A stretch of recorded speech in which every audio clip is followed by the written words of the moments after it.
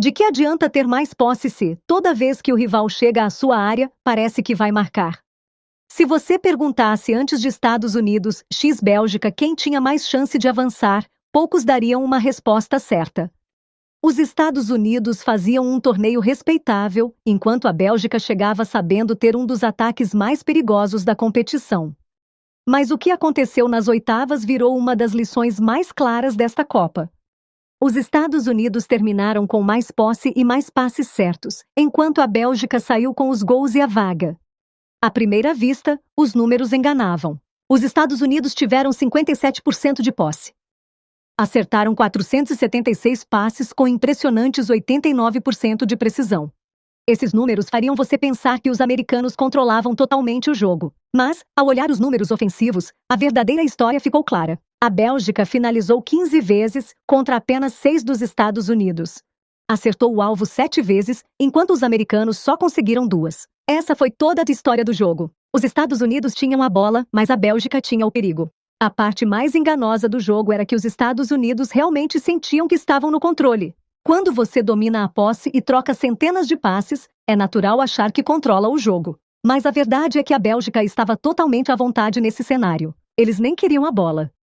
Eles queriam espaço. E quanto mais os Estados Unidos avançavam, mais espaço a Bélgica encontrava para atacar. Foi assim que o jogo se desenrolou do início ao fim. Desde o início, a diferença de proposta era evidente. Os Estados Unidos tentavam sair com paciência, enquanto a Bélgica buscava o gol o mais rápido possível, toda vez que recuperava a bola. Isso ficou claro bem cedo. Logo aos 9 minutos, uma boa jogada, uma falha leve na defesa, e a bola chegou a Charles de Ketteler.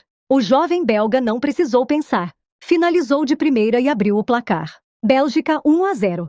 O gol cedo foi perfeito para a Bélgica porque permitiu jogar exatamente o tipo de partida que queria. Podia recuar um pouco, deixar os Estados Unidos com a posse e esperar o momento certo para golpear. Enquanto isso, os americanos foram obrigados a tomar mais iniciativa e avançar mais, exatamente como a Bélgica queria. Mas os Estados Unidos não desistiram. Com o passar do jogo, começaram a se impor mais no meio-campo.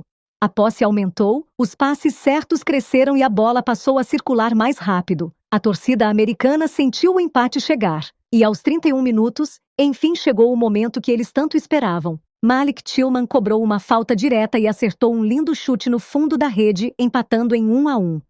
Naquele exato momento, muita gente sentiu que o jogo tinha recomeçado. Mas foi aí que a diferença real entre os dois times ficou evidente. Grandes times reagem na hora após sofrer um golpe. Só 2 minutos após sofrer o empate, Charles de Coutelier apareceu de novo. Aos 33 minutos, a Bélgica atacou rápido. A defesa americana se desorganizou de novo, e a bola acabou na rede outra vez. Bélgica 2-1. Foi um dos momentos mais cruéis para os Estados Unidos, porque lutaram tanto para voltar ao jogo e viram tudo ruir em menos de 2 minutos. A verdade é que de Ketelier não estava só fazendo gols. O atacante belga fazia uma das melhores atuações de sua carreira pela seleção. Toda vez que tocava na bola, criava problemas. Toda vez que entrava na área americana, parecia que algo perigoso ia acontecer. Esse é o sinal de um craque. Ele não precisa de muitos toques para influenciar. Quando pega na bola, você sente o perigo. E foi nessa noite que ele se firmou como o nome absoluto da partida. O primeiro tempo acabou com a Bélgica na frente, mas, curiosamente, a sensação era que os Estados Unidos seguiam vivos no jogo. Tinham mais posse e faziam a bola andar bem pelo meio-campo. Mas o futebol às vezes engana, porque ter a bola não significa necessariamente controlar o jogo. No início do segundo tempo, os Estados Unidos seguiram rodando a bola e buscando o empate. A Bélgica, porém, seguia mais calma, organizada e, acima de tudo, muito mais perigosa ao chegar à área. Esse é um ponto crucial porque a diferença entre os dois times não foi o número de passes certos. A diferença foi a qualidade das decisões no terço final. Então veio o momento que mudou o jogo por completo. Aos 57 minutos, o goleiro americano Matt Freese cometeu um erro caro. Foi um dos momentos mais duros para um goleiro, porque um erro individual em mata-mata costuma ter um preço enorme.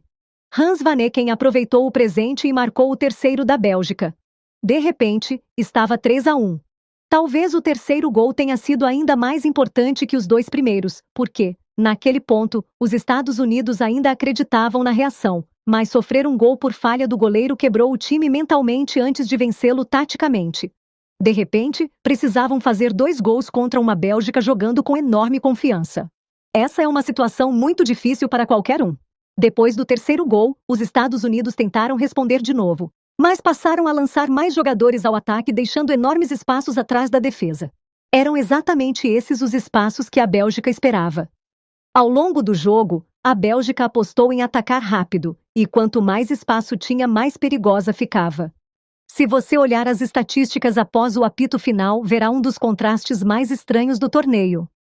Os Estados Unidos tiveram mais posse, trocaram mais passes e foram mais precisos, mas só deram 6 chutes no jogo todo. A Bélgica, mesmo com menos posse, terminou com 15 finalizações, quase o triplo dos americanos. Essa estatística conta toda a história. A diferença real entre os dois times não foi técnica, preparo físico nem posse de bola. Foi a eficiência. A Bélgica precisou de poucos momentos para golpear. Os Estados Unidos precisaram de longos períodos de posse só para criar algumas chances. E, em mata-mata, eficiência vale muito mais do que só controlar a bola. Talvez ninguém tenha representado melhor essa diferença do que Charles de Ketelaere. Ele não foi só o autor de 2 gols. Ele simbolizou a forma como a Bélgica encarou o jogo inteiro.